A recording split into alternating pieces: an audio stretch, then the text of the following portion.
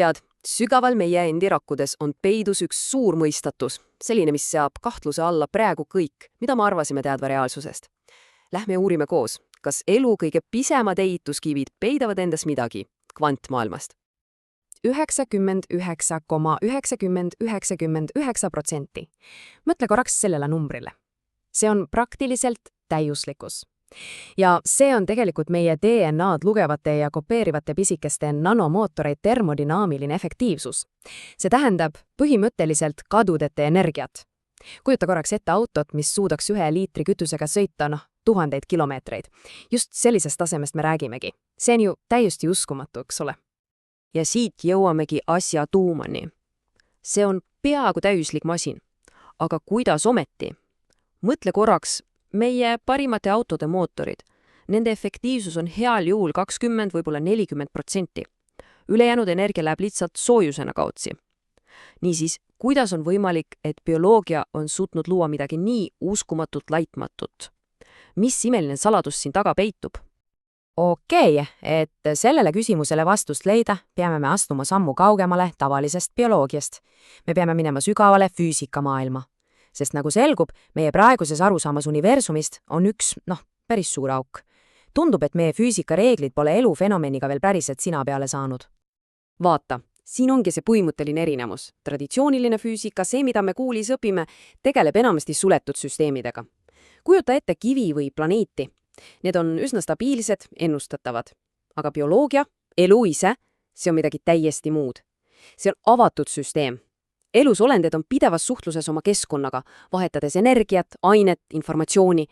Need on lihtsalt 2 täiesti erinevat mänguväljakut. Ja tead, see pole mingi uus mõte. Isegi Albert Einstein ise tunnistas oma elu lõpupoole, et elusolendites on midagi sügavamat, mida tema geniaalsed teooriad veel seletada ei suuda. Kui isegi Einstein tundis, et elu peidab endas saladusi, millele füüsikal vastuseid pole, siis see paneb ikka mõtlema, eks? Okei, kui klassikaline füüsika meid siin hätta jätab, siis kuhu me edasi vaatame? Ja siin tulebki mängu uks, üsna radikaalne idee füüsikult ja arstilt, doktor Anita Goelilt. Ta küsib, mis siis, kui vastus peitub hoopis seal, kus me seda kõige vähem ootaks? Kvantmehaanika kummalises, veidras ja täiesti ebaloogilises maailmas. Ja siin ongi tema teooria keskne idee. Need nanomasinad, mis meie DNA-d kopeerivad, ei ole lihtsalt mingid pisikesed mehaanilised robotid, nagu tillukesed hammasrattad ja hoovad. Ei, tema väidab, et need on tegelikult midagi palju võimsamat. Need on tillukesed kvantarvutid. Nad kasutavad kvantfüüsika veidraid reegleid, et oma tööd nii uskumatult efektiivselt teha. Ja see pole lihtsalt laest võetud arvamus. On olemas vihjaid, mis sellele kvantmootorile osutavad. Esiteks, see peaaegu täiuslik energiatõhusus, millest me juba rääkisime. Teiseks, nende massiivne arvutusvõimsus. Kolmandaks, see müstiline ülikiire kvantotsing, millega nad leiavad täpselt õiged molekulid. Ja lõpuks, neil on olemas isegi veaparandussüsteemid. Kõik need asjad kokku, see karjub millegi enama järele, kui klassikaline füüsika meile pakkuda suudab. Vaadake seda numbrit, 100 miljardit. See on arvutuste arv, mida üks selline nanomootor teeb vaid 10 millisekundi jooksul.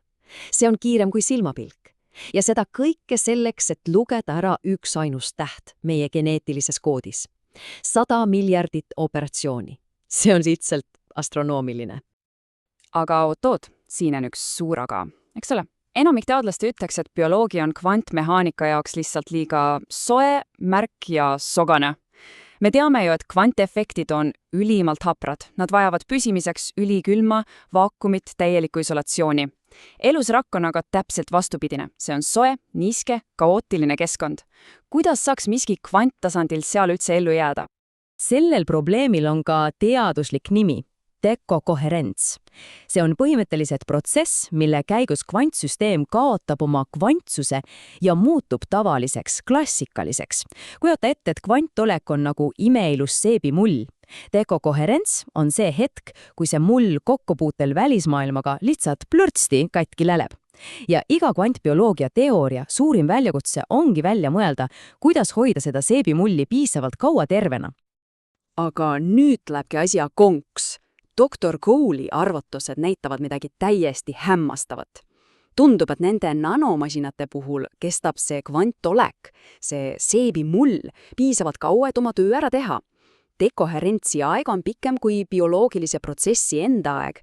Teisisõnu, masin jõuab oma kvanttrikki ära teha enne, kui sooja märkkeskkond selle mulli lõhki ajab. See tähendaks, et kvantefekt pole mitte lihtsalt mingi veider kõrvalnähtus, vaid see ongi asja punt, see on hädavajalik. Okei, teooria on põnev, arvutused on palju lubavad, aga teaduses on vaja tõestust. On vaja ühte otsustavat eksperimenti, mis annaks meile lõpliku vastuse jah või ei. Ja selleks on vaja bioloogilist versiooni ilmselt kõige kuulsamast katsest kogu kvantfüüsikas, topeltpilu eksperimendist. Idee on võtta see klassikaline katse ja kohandada see bioloogia jaoks, et näha, kas need nanomasinad käituvad nagu osakesed või nagu läined. Ja siin ongi põhimõte lahti seletatud. Esiteks, tuleb isoleerida üks ainus DNA-d lugev nanomootor. See on juba iseenesest suur väljakutse. Teiseks, tuleb luua midagi bioloogilise topeltpillu sarnast. Ja siis kolmandaks, tuleb see masin sealt läbi lasta. Ja nüüd kõige olulisem osa.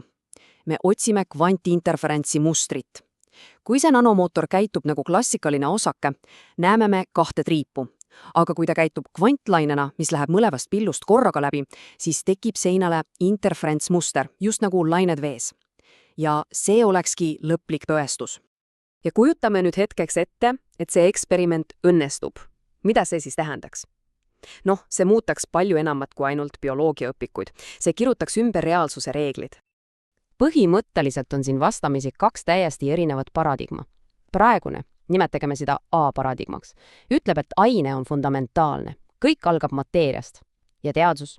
See on lihtsalt millegi väga keerulise, nagu aju, kõrvalprodukt. Aga see uus, B-paradigma, pööraks selle kõik täiesti pea peale. See väidab, et hoopis teadvus on fundamentaalne. Ja kõik muu, aine, energia, ruum ja aeg, tekivad tegelikult teadvusest. See on ikka päris suur hüpe. Ja kui see uus reaalsus paika peab, siis mõtle korraks, mida see kõik tähendada võiks. See võiks lõpuks anda meile ühtse füüsikateooria, mis hõlmab ka elu ennast. See võiks käivitada täiesti uue 5. tööstusrevolutsiooni, mis ei põhine enam masinatel, vaid teadvusel. Me võiksime luua tehnoloogiaid, millest me praegu isegi unistada ei oska. Ja mis kõige olulisem, see annaks meile täiesti uue arusaama meie endi seotusest kogu universumiga. Ja lõpetuseks jätangi teid ühe küsimusega mõtisklema.